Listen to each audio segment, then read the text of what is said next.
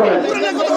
আমি এত সুন্দর কথা বললাম শব্দের মিলতে থেকে দাঁড়াও দাঁড়াও দাঁড়াও দাঁড়াও, এই দাঁড়াও দাঁড়াও, বসো।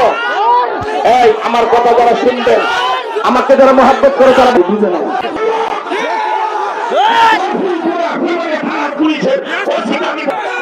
খামোশ বসেন, সবাই বসেন ভাই, সবাই বসেন। কত ঐক্যের কথা বললাম, এখন যারা 1 সেকেন্ডে বসে পড়বেন তারা আমাকে মহাব্বত করে। বসে পড়ুন, আমি বলছি তো বসে পড়ুন।